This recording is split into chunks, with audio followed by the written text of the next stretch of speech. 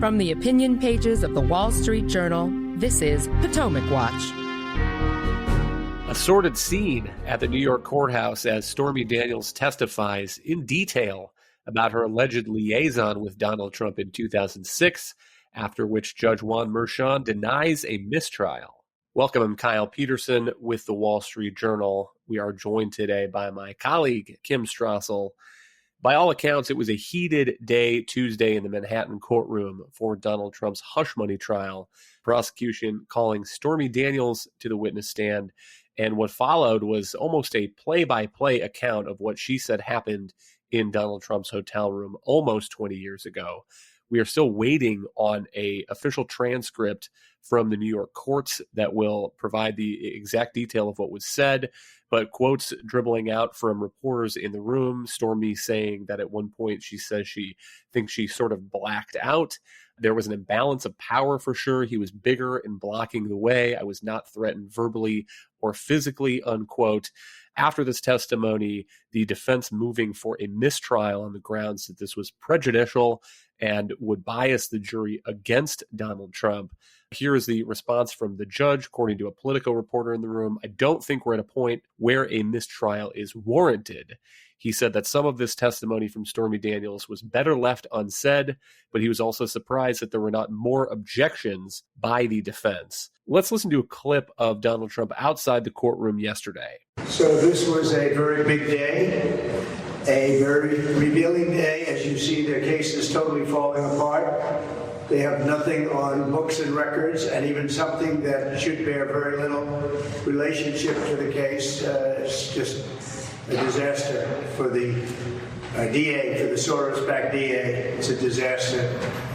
This whole case is just a disaster. Kim, what do you make of the testimony and the trial now that we are entering the third week of witnesses and testimony? I think the prosecution may have made a mess for themselves with this, and possibly the judge. I mean, one big question which Donald Trump just alluded to in that statement is, why are we hearing all of this very graphic information to begin with? And the defense team certainly objected to that in the beginning, because let's not forget, this is a bookkeeping case. This is about 34 counts of supposedly falsified business records. Nobody disputes that there was a non-disclosure agreement made. Nobody disputes that there were payments made in furtherance of that NDA. It's not contested that Donald Trump wanted to stop this story from coming out. So the question is, and why are we having these incredibly graphic testimony from an adult film star about her interaction with Donald Trump? What does it further in the trial? And I think there's an argument that some of it was very irrelevant. I think the bigger question, though, and the problem for them legally, is that the judge agreed to let this go forward. And the prosecutors, in part because they had said, well, things are not going to get too steamy, too graphic. Stormy Daniels then went on, by all accounts, to be very, very graphic, but more importantly, to suggest on a number of occasions that this was somehow potentially non-consensual, that somehow there was sexual coercion involved here, maybe sexual assault in some ways. She never said she said no, but the clear implication seems to be to the jury that something untoward happened as a part of this encounter. And the defense team is saying that that could be, and understandably, highly prejudicial to their client. I think it gets even worse in that the judge admitted, as you mentioned, that some of this probably shouldn't have been said. He tried to blame it on the defense, but all of this is potential grounds for the defense team at some point to try to appeal whatever comes out of this. The legal commentator Andrew McCarthy points to the New York rules of evidence. Here it is: the exclusion of relevant evidence. A court may exclude relevant evidence if it is probative value is outweighed by the danger that its admission would, 1, create undue prejudice to a party, 2, confuse the issues and mislead the jury. And then there are 3 and 4 that are not really relevant to the conversation we're having right now. But the undue prejudice is what the defense was arguing. And Kim, what the prosecution, I think, would say in answer to why this is relevant is, remember the facts here. Stormy Daniels has alleged that she had a one-night affair with Donald Trump in 2006. Then in the run-up to the 2016 election, Michael Cohen paid a $130,000 hush money payment to get her to keep quiet through the election. And he was subsequently then repaid by Donald Trump. And the basis for the charges in this New York courtroom is the repayment from Donald Trump to Michael Cohen. That is alleged falsification of business records. Because of the bookkeeping involved in that, it was written down as a retainer to Michael Cohen and so forth. But I think what the prosecution would say is, A, that Donald Trump has denied that this affair ever took place in the first place. And so they are trying to make the case that he had the intent and it was beneficial to him in the 2016 campaign to have this hush money paid and then to cover up the repayment of it. I think they would also argue that they need to have some detail of testimony from Stormy Daniels in order to establish the credibility of that claim. Because remember, the prosecution goes first and then the defense goes. If they hadn't called Stormy Daniels, or if she hadn't had any sort of detail in her description, then the defense could go on. They could call Donald Trump and he could say, I never had any affair with that woman, and the prosecution didn't even call her, or she wasn't credible. She didn't have any details about what she alleges happened in 2006. And by the way, Kim, part of the defense's argument here is that Donald Trump was being extorted. They were very pointed in cross-examination of Stormy Daniels' lawyer on that point, and they've been pretty pointed with Stormy Daniels herself. Weren't you extorting Donald Trump here? And so I think that's what the prosecution would say. Again, we're still waiting on the transcript of the hearing yesterday, and reportedly there were many sidebar conversations with the defense objecting and the prosecution trying to overcome that objection. And what happens is kind of a huddle between the lawyers and the judge at the bench, out of earshot of the court, out of earshot of the jury, out of earshot, I think, of the witness. But those sidebar conversations are generally transcribed. And so when we get this transcript, we will be able to see in more detail what they were saying, what the objections were, and why the judge allowed more of this to go forward.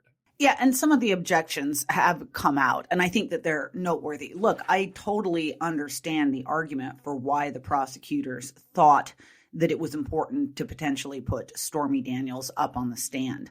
I think what we saw happen in that courtroom yesterday is that the risks of that suddenly exploded in real time in front of everyone who was watching it, because even the prosecutors appeared to understand that there could be potentially a problem here, which is why when the defense team objected to her testimony, they were very quick to say they were going to limit the details of what she talked about, that they were not going to get too graphic, that they were going to draw some lines. They used very specific words about what they were or were not going to talk about. And that might well be why the judge allowed it. And yet, fast forward, they didn't have control over her up on the stand. In fact, the judge at the break said that the witness had actually been a little bit hard to control. She just went on and on with a great deal of detail and insinuations, again, that Donald Trump's defense team will claim were highly prejudicial to him. And again, I think one of the problems here is that the judge allowed it. Again, he tried to blame it on the defense, although for not objecting enough as the trial was going on. I think one problem with that is that doesn't take into account the standing objections the defense had lodged in the beginning about Daniels even appearing, and also the objections and many objections that they had voiced, as you note, going into her testimony about what the lines were going to be. And it is a tricky thing when you are a lawyer in a courtroom. You have to walk a fine line. You can put your objections, if you begin to sort of object to everything, sometimes you can try the patience of the judge. So that might have been part of their calculations.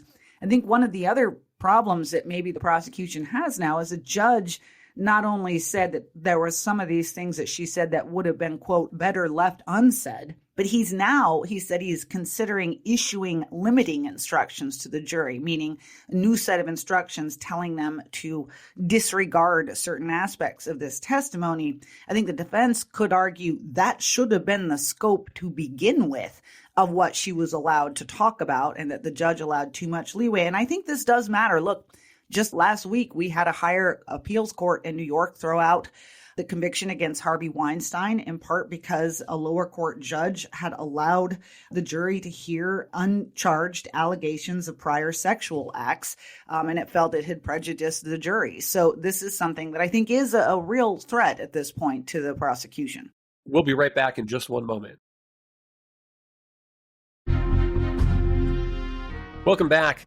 One thing I would also throw out is I think this adds to the sense that the prosecution, led by District Attorney Alvin Bragg, has spent weeks now circling the real point of their case, which is Donald Trump's intent and his alleged falsification of these business records. And remember, the misdemeanor of falsification of records, the statute of limitations has already passed on that. And so the only reason we can get these charges is that DA Bragg is bumping them up to felonies. And in order to get those felonies through, he has to prove that Donald Trump falsified these records, and he did so with the intent to commit or conceal a second crime. And we are now 3 weeks into witness testimony, and we're no closer, in my view, to Donald Trump's intent, whether Donald Trump thought that he was committing some kind of campaign finance violation when this payment went through, whether he thought he was committing state tax fraud when he made this arrangement allegedly to pay off Stormy Daniels via Michael Cohen. The defense has tried to hammer that home in several places. I think it was the testimony of former Trump aide Hope Hicks. The end of the cross-examination, the defense lawyer said something like, "You were working in Washington, D.C., you were nowhere near Trump Tower, you have nothing to do with any sort of business records coming out of the Trump organization, correct?" And she said, "Absolutely correct." One more similar thing I would throw in here as we talk about the prosecution trying to build the motive for Donald Trump's payoff, they've also been allowed by the judge to bring up and discuss the Access Hollywood tape that people probably remember from 2016, and they are not allowed to play the audio of the tape, but they are allowed to bring that in and explain the effect that it had on the campaign, and that the campaign staff was worried how voters would react to it. And that is, again, part of their attempt to build this story that Donald Trump would worry about how voters would react in the days before the 2016 election if the news of this Stormy Daniels affair had come out. And that, to me, Kim, looks even less relevant to this. At least Stormy Daniels' testimony is from Stormy Daniels, who is the recipient of the hush money that is at issue with the case, whereas the Access Hollywood tape really has nothing to do with this. And if we do get the kind of appeal that you're talking about, one final thought from me here is just that you mentioned the recent overturning of the Weinstein conviction. Remember that it takes years sometimes for this to work through the appeals courts. And so it's anybody's guess what the jury thought of Stormy Daniels' testimony yesterday. I think she's continuing to testify and be cross-examined. But if we get some sort of ruling from the Court of Appeals on whether this was prejudicial or not to the defendant, Donald Trump, who is owed a fair trial and owed a presumption of innocence, that kind of appeals ruling might not come for years down the road. Yeah, I think that what you're broadly describing here, Kyle, is just the complete muddle that when you step back at 30,000 feet that is Alvin Bragg's case, because it feels very much like this is not a prosecutor who saw a very distinct crime and then decided to go pursue it, but rather a prosecutor who has a target, who is Donald Trump, and they are trying to get whatever they can to make some sort of charge, whatever that might be, no matter how weak and no matter how much innuendo has to be brought in around it and suggestions of other crimes, even though they haven't been charged, in order to somehow get it to stick. And you just went through the problems with the stretching of this from a misdemeanor to a felony charge that is still yet unspecified in this trial. And then we've had the addition of these witnesses, the talk about the Access Hollywood tape, and David Pecker, the head of National Enquirer, coming in to talk about another arrangement with another person that Trump supposedly had an encounter with.